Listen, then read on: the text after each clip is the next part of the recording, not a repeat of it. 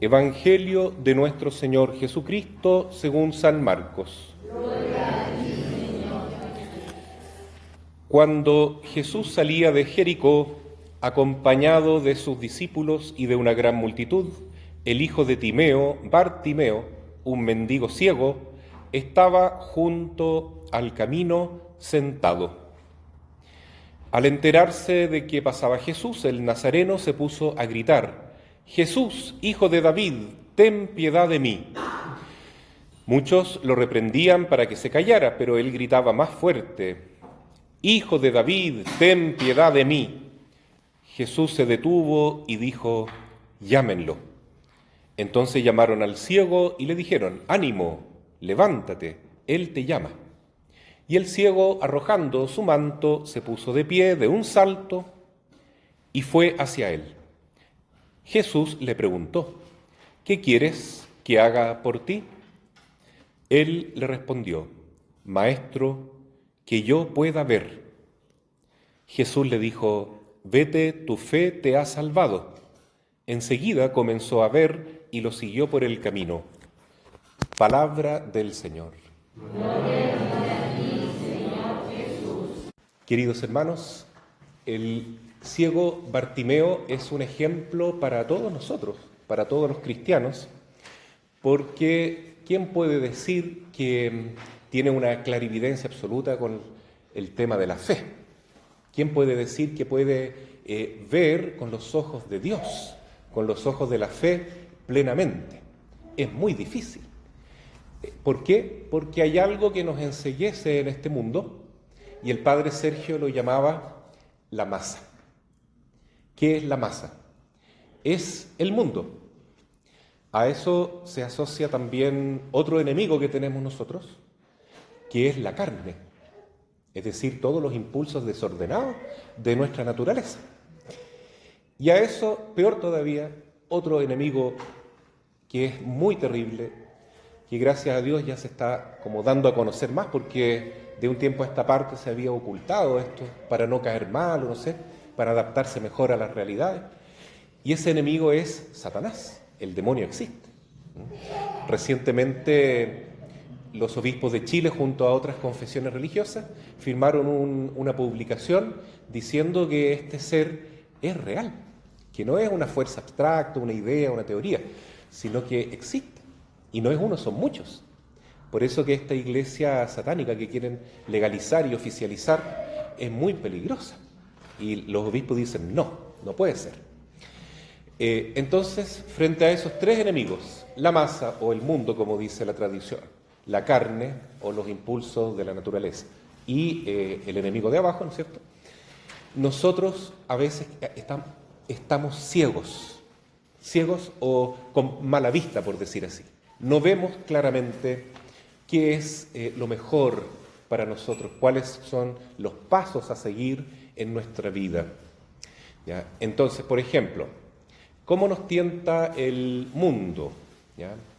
El mundo nos dice: mira, si quieres ser feliz, tienes que tener mucho dinero. Entonces, aquí lo ideal es que uno tenga muchas riquezas, porque así lo va a pasar bien en el mundo.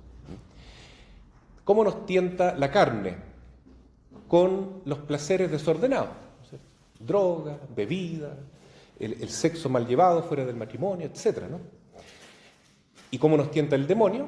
Nos dice: tienes que tener poder. ¿Sí? Tú eres Dios, tú eres un pequeño Dios, entonces tú tienes que dominar al resto y hacer tu soberana voluntad. Esa es la tentación desde el inicio, cuando le explica a Eva que si come el fruto prohibido, a pesar de que va a desobedecer a Dios, ella se convertirá en una diosa. O sea, tienta por el lado de la soberbia. La soberbia. Entonces, esos tres enemigos, ¿cierto? El demonio que nos tienta con el poder, el mundo que nos tienta con el dinero, y la carne que nos tienta con todas las tentaciones, ¿no sé?, con todos los impulsos desordenados, nos hacen a veces estar ciegos, como que no podemos discernir bien cuál es la voluntad de Dios. Por eso la Iglesia dice que nosotros debemos clamar, igual que el ciego Bartimeo, y decir: Jesús, hijo de David, ten piedad de mí. Así comenzamos siempre la Santa Misa pidiendo perdón en el acto penitencial, porque si nosotros reconocemos que somos pecadores, ya tenemos la mitad del camino recorrido, ¿no? La otra mitad la recorrió primero Jesús, porque no somos nosotros que tomamos la iniciativa, sino que es el Señor el que da el primer paso. Esta semana el Papa Francisco publicó una encíclica muy bonita llamada Dilexit Nos, que significa nos amó, tomada de un texto bíblico que dice que Dios nos amó primero. Dios nos amó primero. El que toma la iniciativa es el Señor. Veamos el caso de este ciego, ¿no? Primero señala el Evangelio de Marcos capítulo 10, que él estaba en Jericó. ¿Qué era Jericó? Jericó representa la masa, representa lo peor que está en el mundo. Jericó es la ciudad más antigua de la historia. Tiene miles y miles de años. Algunos dicen que tiene 10.000, yo no sé si será tanto, pero es muy antigua, Jericó. Y Jericó queda más al este de Jerusalén, al noreste, bastante bajo. Tiene como 300 metros bajo el nivel del mar, y Jerusalén está un poquito más de los 700 metros sobre el nivel del mar. O sea, es como 1000 metros de diferencia. Por eso dice el Evangelio que Jesús se disponía a subir a Jerusalén. Entonces, quien quiere caminar con Jesús tiene que dejar la masa, tiene que dejar lo que está como bajo y subir escalones de santidad. El padre Sergio enseñaba esto en 3 desafíos en el oratorio mariano.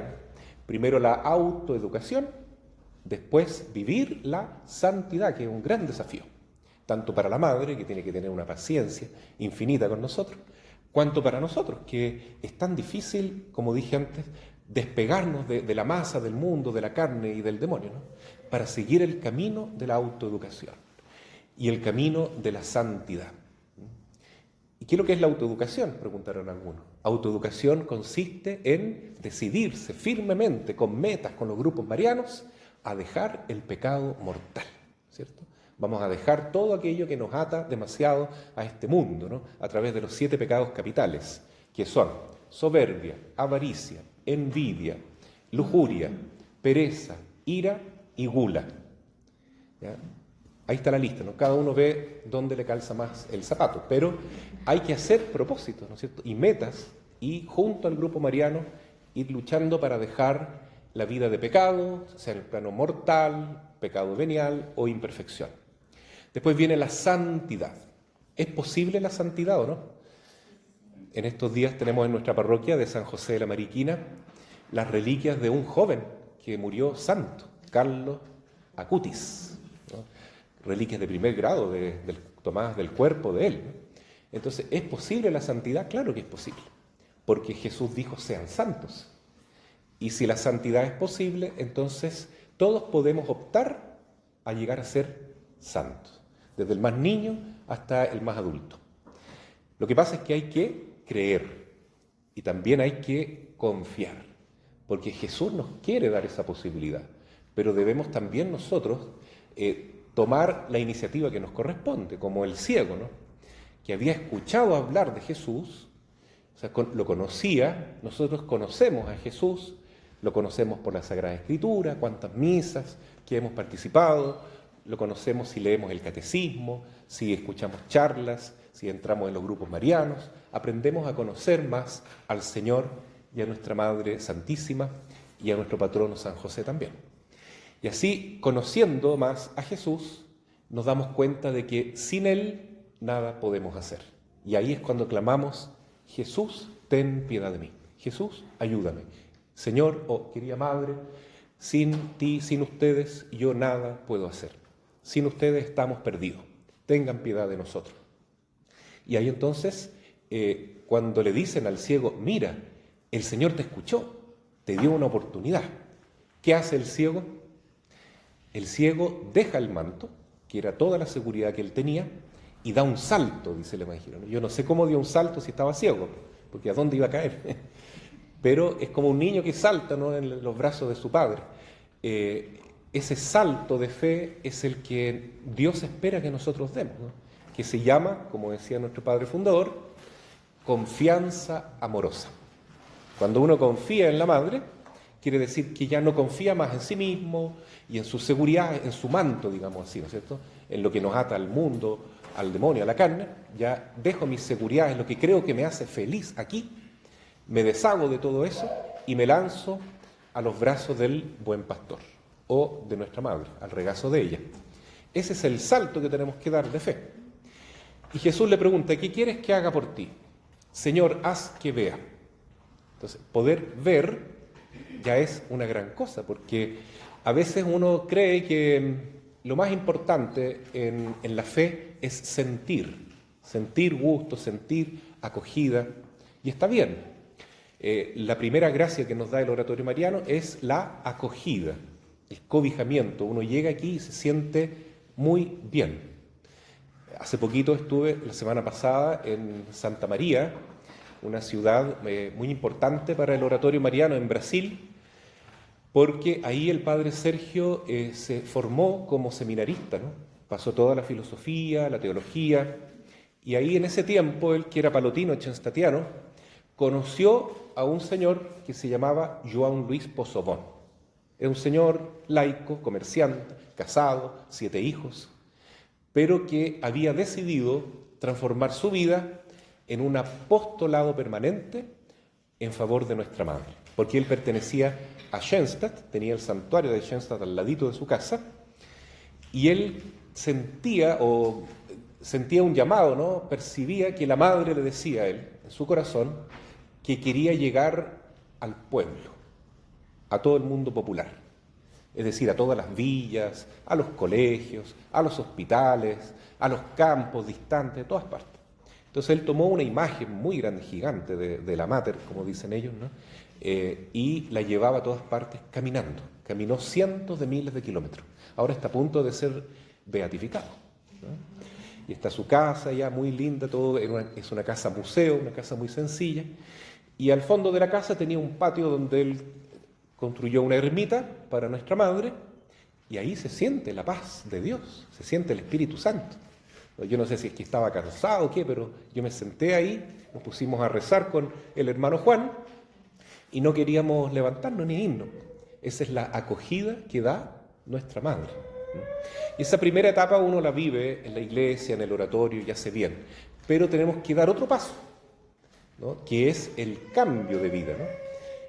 Que es no solamente sentir gozo, alegría de estar acá, sino también poder ver, ¿cierto?, con los ojos de Dios. Y ver con los ojos de Dios significa creer. Y como dice un canto del oratorio, creer no es simplemente creer, sino creer entero.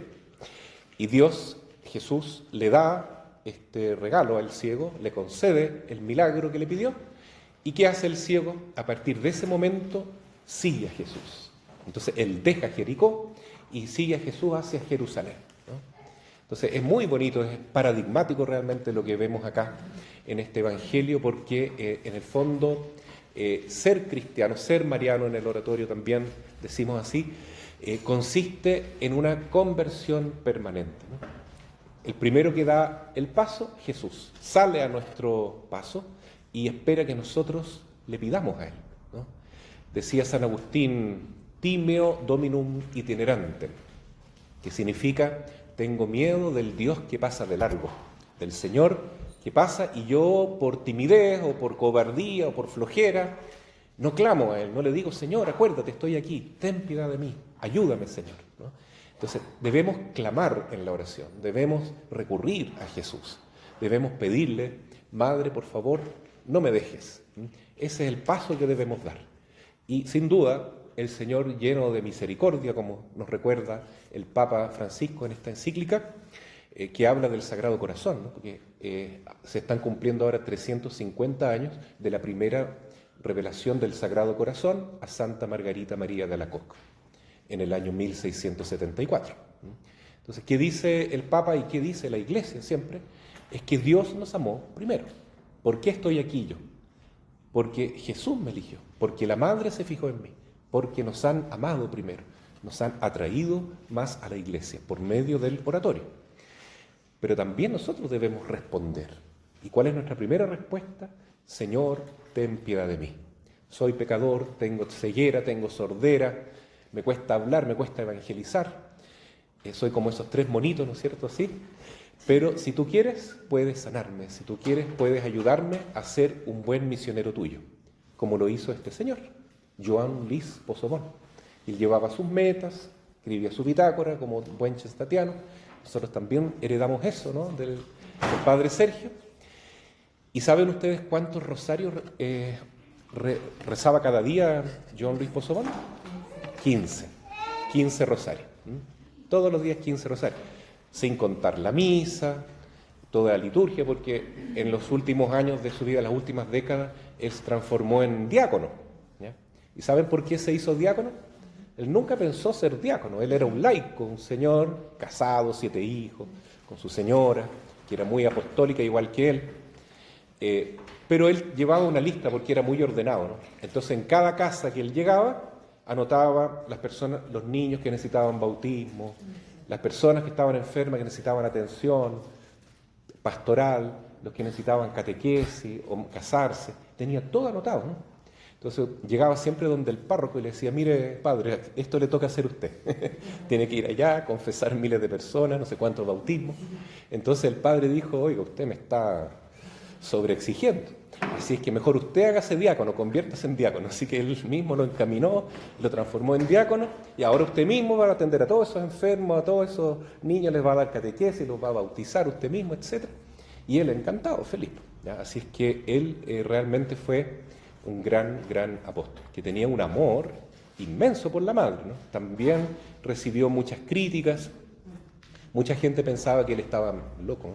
Estaba rayado, ¿cómo se le ocurre caminar todo el día debajo de la lluvia? Y cuando llovía mucho, él sacaba su capa y cubría la imagen de la madre, y él prefería quedar mojado, ¿no?, como pitío, pero que la imagen siempre, ¿no es cierto? Y un día que venía de Estados Unidos de regreso, no le permitieron llevar la imagen al lado de él, ¿no?, porque él pagaba 2 pasajes siempre, uno para él y el asiento del lado era para la imagen de la madre, que él respetaba mucho.